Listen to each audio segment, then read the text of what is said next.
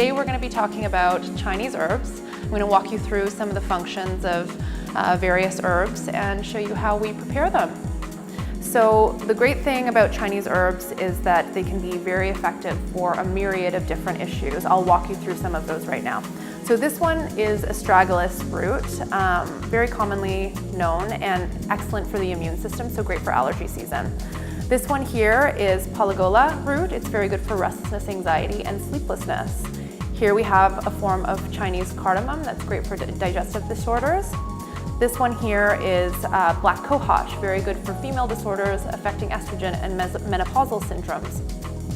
This one here is called poria and is very good for the bladder and kidneys. Paired here with barley, it's excellent for water retention. And with its tastelessness, you can add it to pretty much any soup or cooking recipe. So if we were to add a whole bunch of things together and prepare a proper formula for somebody, it would end up looking something like this.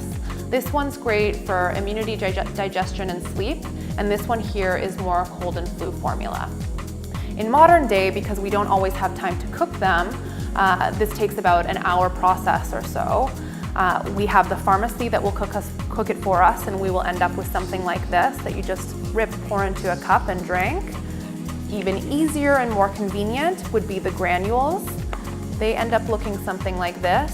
You use a small spoon to pour it into a cup with some water. You stir that and drink.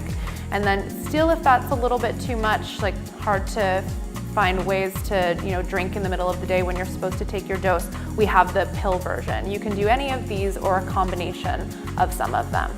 Now, not everyone is put on Chinese herbs because there can be interactions with medications, with conventional surgeries or anything with that. So we have to be really careful about how they're prescribed and who they're prescribed to and what kind of timing and dosage. Generally pour like so into the herb pot. And you can use a pot. I suggest not using a metal pot because it actually can interact with the herbs and reduce the effectiveness of the herbs. So if you have clay or glass or another form of pot, then that would probably be better. Otherwise, something like this can be bought for a few dollars in Chinatown or ordered on Amazon. All right, so what we do is we fill, so the water covers the herbs. Now, sometimes if you want to get it right with the herbal pharmacy, we can just include the exact proportions, but generally you want to have like double the water to the amount of herbs that you're dealing with. Then you just put it on the stove.